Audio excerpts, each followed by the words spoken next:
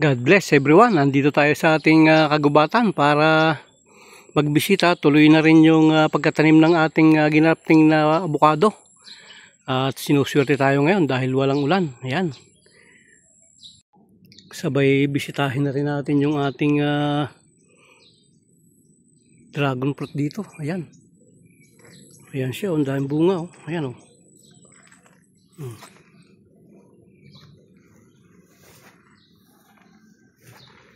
Ayan siya, ayan o.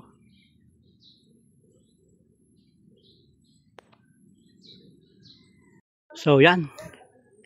Ito yung ating tatanim. Ayan. Buhay na yung budding niya. Ayan o. Okay na ang dugtungan yan. Ayan. Dinugtungan natin yan. At ngayong sasamantalahin natin dahil tag-ulan. Tatanim na natin siya. So dito natin tatanim yung isa. Gamit yung ating bareta.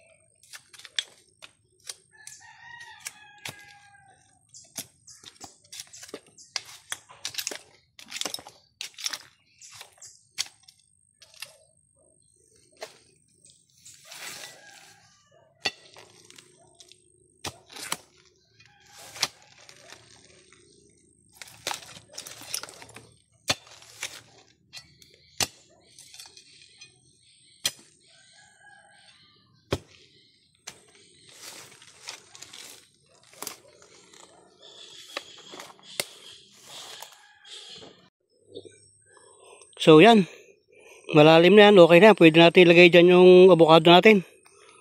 Mayroon pang hook, ayan o. Yun o. Ayan o, kinakain nila yan eh. So ang diskarte dyan, pagka ganyan naka-plastic,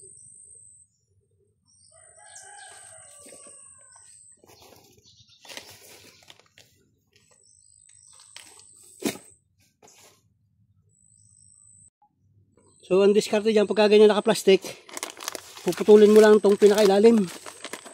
Itong lugar na to. Yan, hindi natin yan bubunutin kasi mamamatay ang avocado. Kailangan kukunin mo lang ilalim kasi nandyan yung ugat nyan. So ganyan ang gagawin natin dyan. Yan, puputulin lang natin. Palalabasin natin yung ugat nya kasi ugat nya nandyan sa lugar na yan. Yan, saka natin siya itatanim.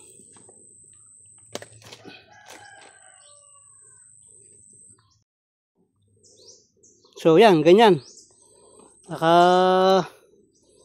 Nakabaon siya pero tanggal yung bandang likuran niya kasi nga doon lalabas yung ugat niya. So tatabunan na lang natin yan. So ayan.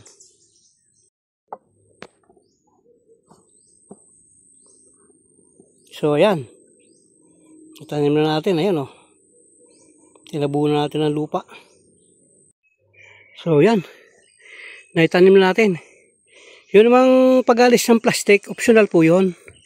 Pwede kayong mag-alis ng plastic. Pwede rin naman yung hindi nyo naalisin yung plastic. Nasa inyo na po yun. Pareho din namang sisibulyan. Ang mahalaga lang, yung pinakailalim niya bukas. Dahil doon dadaan yung kanyang ugat. Yan.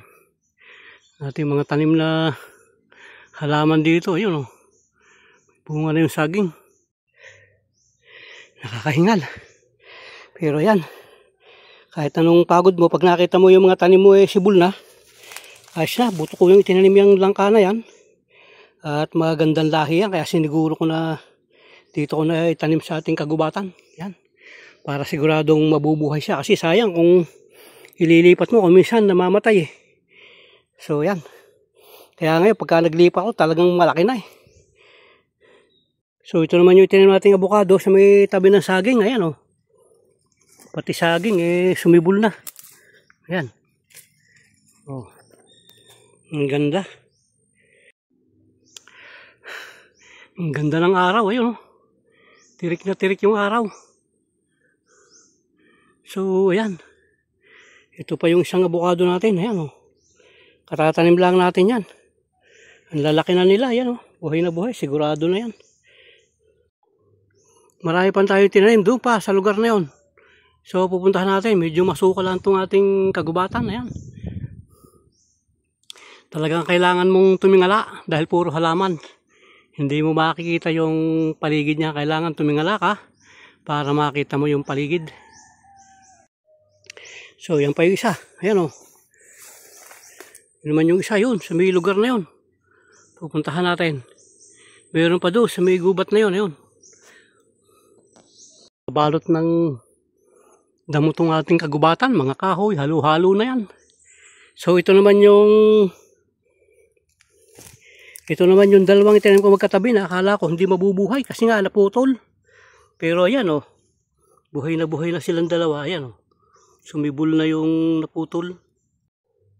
Ang ganda niya, ayan oh.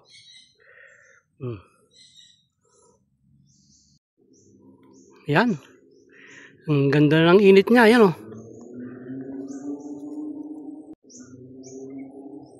Basang-basa tayo ng pawis.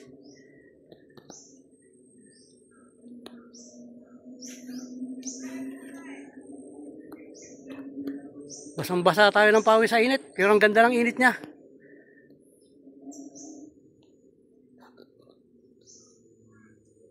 Yung dilugtong, laki oh. Yung lalaki ng dahon, ibig sabihin yan, malaki ang bunga niya. Ayan oh, halos tag-up na eh. Nagtag-up na siya, ayan oh. Ito yung pinagdugtungan niya, ayan. Nagtag-up na, magkasinlaki na sila. Pagka yan dumating ang tag-araw, magdudugtong tayo dito ulit. Para hindi siya masyadong mataas. Maglalagay tayo ng sanga rito sa lugar na yan. Sa tag-araw ngayon, hindi pwede kasi tag-ulan eh. May posibleng matuyo yung ating inilagay. Baka maapektuhan pa tong ating puno. So sa tag-araw ang ating paglalagay niyan. Ay, kinukuyog tayo. Ang dami. Ayan oh. Daming biroy. Biroy yan. Hindi kaya matapang. Yan. Nilapitan natin na tulugan niya agad tayo. Kaya antimano, nabulabog. Matapang yung mga biroy. Pero matinding gumawa ng pulot yan. Hindi natin siya malalapitan ngayon kasi nabulabog eh. Nanunugod siya. Sa ibang araw na lang, titingnan natin yung kanyang pulot kung anong status ngayong tagulan. Dati gustong gusto ko yung biroy na yan kasi nga marami sila eh. Kaya lang ang problema, masyadong matapang. Matapang silang masyado, hindi katulad ng munggo-munggo. Ang munggo-munggo napakabait. Kahit lapitan mo, kumuha ka ng pulot, mangain ka dun sa box niya, hindi ka niya susugurin. Pero itong biroy na to, nakaw, huwag kang magkakamali dyan. Kailangan meron kang saklob sa ulo, kung hindi, kukuyugin ka niyan.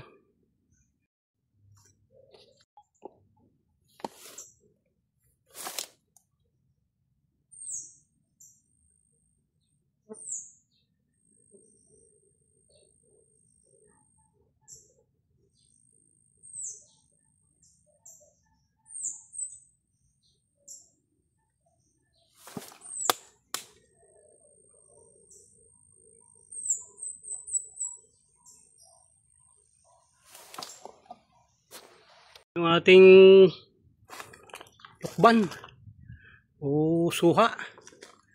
Yan, taas.